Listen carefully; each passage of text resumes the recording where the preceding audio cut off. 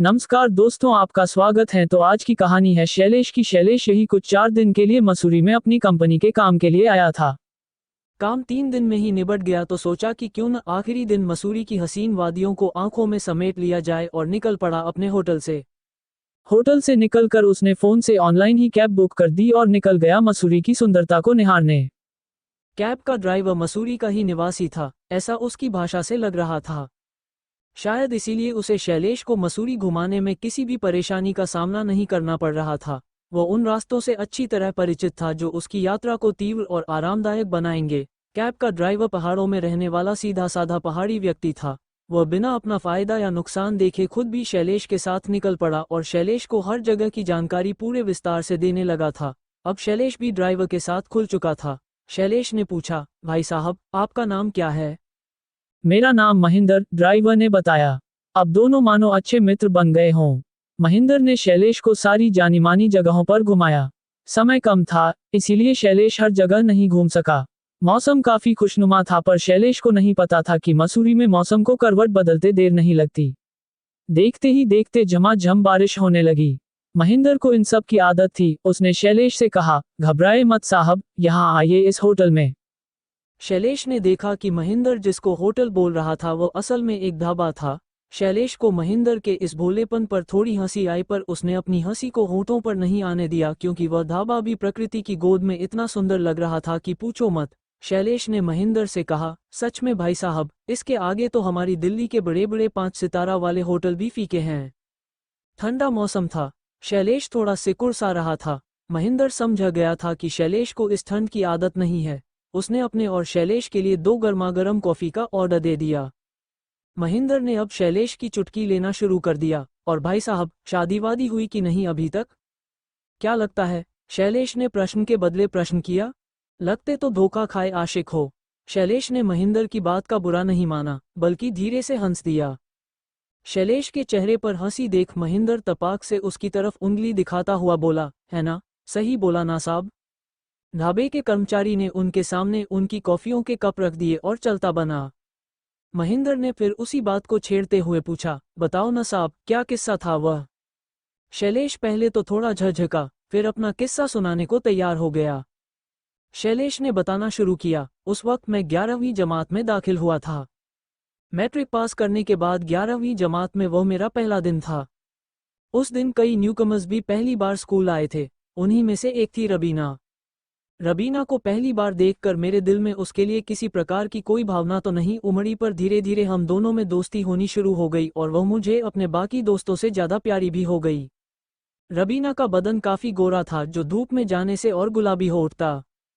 उसके हाथों पर छोटे छोटे भूरे रंग के रोए, बाल भी कहीं कहीं से भूरे, भराक सा जिस्म, ऊपर से सज संवर के उसका स्कूल में आना मुझे बड़ा आकर्षित करता था।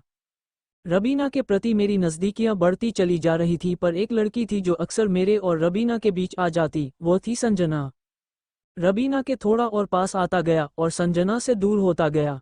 मुझे रबीना के नज़दीक देख कक्षा के तमाम छात्र जलते थे। लड़कियों को रबीना से जलन होती और लड़कों को मुझ से, पर सबसे ज़्यादा कोई जलता था तो वह थी मेरी संजना।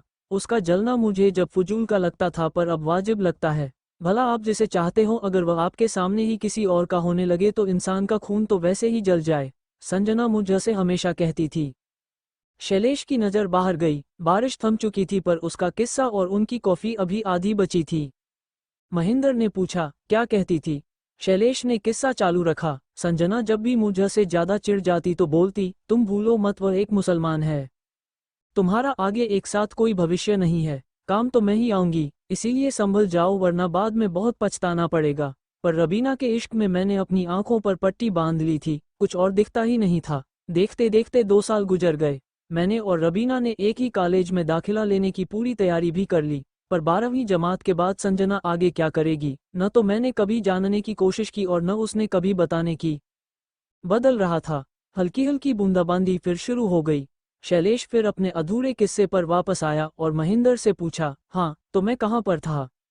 आप रबीना को दिल से चाहने लगे थे, महेंद्र ने याद दिलाया।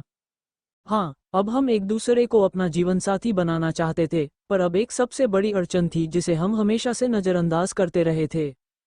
वह थी हमारी अलग अलग कौमें। चलो, और कोई बिरादरी या जात होती तो चलता, पर एक हिंदू और मुस्लिम की जात को हमारा समाज हमेशा से एक दूसरे का दुश्मन समझता है।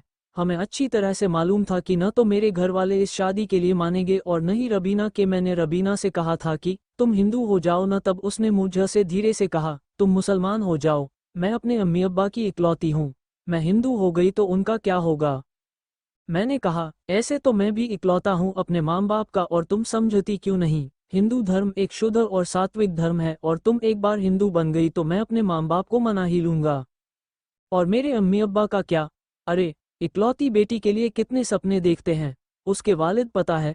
एक वालिद उसके लिए अच्छा शौहर ढूंढने के सपने देखते हैं, उसके निकाह के सपने देखते हैं, उसके लिए अपनी सारी जमा पूंजी लगा देते हैं, और बदले में सिर्फ समाज के सामने इज्जत से उठी नाक चाहते हैं जो मेरे हिंदू बनने पर शर्म से कट जाएगी। रबीना ने भी अपना पक्ष साफ साफ मेरे सामने रख दिया। और अगर मैं मुसलमान बन गया तो मेरे माँ बाप का तो सिर गर्व से उठ जाएगा न। मैंने भी गर्म दिमाग में बोल दिया, पर अगले ही पल लगा कि ऐसा नहीं बोलना चाहिए था। वो उठकर चली गई। मुझे लगा कि अभी गुस्सा है, जब शांत हो जाएगी फिर आ जाएगी मेरे पास। पर मुझे क्या पता था कि वो मुझसे वास्ता ही छोड़ देगी और इतनी आसानी से मुझे भुला देगी। स्कूल के समय में जिस तरह रबीना के पीछे मरने वालों की कोई कमी नहीं थी, उसी प्रकार कॉलेज में भी लड़के रबीना के प्रति आकर्षित रहते। मुझसे मनमुटाव होने के बाद उसने अपना नया साथी ढूंढ लिया जो उसी की कौम का था और हमारे ही कॉलेज का था। कॉलेज भी अब खत्म हो चुका था और हमारा एक दूसरे से वास्ता भी। मैंने कई महीनों तक उसको सोशल मीडिया पर मैसेज करने की कोशिश की, पर हर जगह से खुद को ब्लॉक पाया। मेरा नंबर उसने ब्लैक लिस्ट में डाल दिया। अब मेरे कानों में संजना की उस दिन वाली बात गूंजने लगी, काम तो मैं ही आऊंगी। कुछ दिन उदास रहा और खुद को यही तसल्ली देता रहा कि वह तो वैसे भी मुस्लिम थी, चली गई तो क्या हुआ, पर मैंने अपने माँ बाप को तो नहीं छोड़ा ना। मुझे आज समझ में आया कि जिसे तुम चाहो अगर वह तुम्हारे सामने ही किसी और की हो जाए तो कैसा लगता है, और कुछ ऐसा ही लगता होगा मेरी संजना को उस वक्त। मैंने तय किया कि फिर संजना का हाथ पकड़गा, पर मन में ही विचार किया कि किस मुंह से जाऊंगा उसके पास, क्या कहूंगा उससे कि क्या हुआ मेरे साथ, और मान लो कह भी दिया तो क्या वह फिर से स्वीकार करेगी मुझे। मैंने अपना स्वाभिमान छोड़कर सोच लिया कि जो कुछ हुआ सब बता दूंगा उसे ही जीत जाने दूंगा। अगर अपने आप को गलत साबित करके मैं फिर उसका हो जाऊं तो क्या बुराई है। पर उसे ढूंढने पर पता चला कि अब वह दिल्ली में नहीं रहती। सारे सोशल मीडिया को छान मारा पर वह वहां पर भी कहीं नहीं मिली। फिर हताश होकर अपनी जिंदगी को रुकने नहीं दिया बल्कि एक कंपनी में जॉब कर लिया, और संजना का मिलना न मिलना प्रकृति के ऊपर छोड़ दिया। फिर क्या हुआ साहब? महेंद्र सुनना चाहता था कि आगे क्या हुआ। फिर क्या होगा, जिंदगी चल ही रही है, आज नहीं तो कल वह मिल जाएगी। अगर न भी मिली तो भी समझ लूंगा कि मेरी ही गलती की सजा है जो उस वक्त उसकी कद्र नहीं कर पाया। शैलेश ने बाहर देखा, मौसम की मार और जोर से पड़ने लगी, और जिस तरह से वह और महेंद्र मौसम की मार से बचने के लिए ढाबे में घुसे थे उसी तरह और पर्यटक भी ढाबे के अंदर पनाह लेने लगे। ढाबे का कर्मचारी फटाफट अपनी सारी टेबलों पर कपड़ा मारने लगा और उनसे बैठने को कहने लगा। तभी शैलेश की नज़र एक नौजवान औरत पर पड़ी जो उसी बरसात से बचते हुए ढाबे में आई थी। उस औरत को देख शैलेश की आंखें उस पर गड़ी की गड़ी रह गईं, मानो दिमाग पर जोर देकर कुछ याद करने की कोशिश कर रहा हो। शैलेश को पराई औरत को ऐसे घूरते देख महेंद्र बोला, अरे साहब, ऐसे मत देखो वरना बिना बात में दोनों को खुराक मिल जाएगी अभी। क्यों? शैलेश ने आश्चर्य से पूछा, दिखता नहीं क्या नई नई शादी हुई है? तुम्हें कैसे पता? अरे साहब, आधे हाथ चूड़ियों से भरे हैं और माथे पे सिंदूर नहीं दिखता क्या?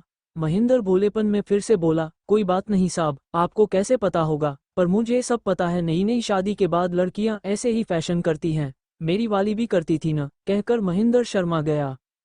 शैलेश अनबना सा रह गया, मानो महेंद्र की बात वह मानना नहीं चाहता था। अरे क्या हुआ साहब, जानते हो क्या इसे? महेंद्र ने पूछा। अरे यही तो मेरी संजना है। पर यह शादी और मसूरी का क्या चक्कर। संजना अब पहले से ज्यादा खूबसूरत दिखने लगी थी। उसका जिस्म भी भर गया था, चेहरे पर ऐसी चमक मानो जिंदगी में कोई चिंता ही न हो। पर संजना के माथे का सिंदूर और कलाइयों पर चूड़ियां शैलेश को अंदर से खाए जा रही थी। कुछ समझ में भी नहीं आ रहा था कि वह यहाँ कैसे। शैलेश अपनी टेबल से उठ खड़ा हुआ और जाकर संजना के सामने अचानक से प्रकट हो गया। दोनों एक दूसरे को मसूरी में देख चौंक गए। उन्होंने ऐसा इत्तेफाक सिर्फ कहानियों और फिल्मों में ही देखा था। संजना ने आश्चर्य से पूछा, तुम और यहाँ? मैं तो काम से आया था, कल निकल जाऊंगा, लेकिन तुम यहाँ कैसे? शैलेश ने पूछा। मेरी कुछ दिनों पहले ही शादी हुई है, संजना ने एक नौजवान की ओर इशारा करते हुए कहा। इन्होंने ही प्लान बनाया था, हमारा हनीमून मसूरी में ही मनेगा। संजना ने आगे बड़े ही मजाकिया लहजे में पूछा, मानो उसे सब पता हो। और अपना सुनाओ, कैसी चल रही है तुम्हारी और रबीना की जिंदगी, शादी वादी हुई? ये कहकर संजना मुस्कुरा गई। बरसात फिर से थम गई। शैलेश इससे पहले कुछ बोलता, संजना के पति ने उसे इशारा कर जल्दी से चलने को कहा। संजना ने भी जवाब सुने बिना ही शैलेश को अलविदा कर दिया और आगे बढ़ गई।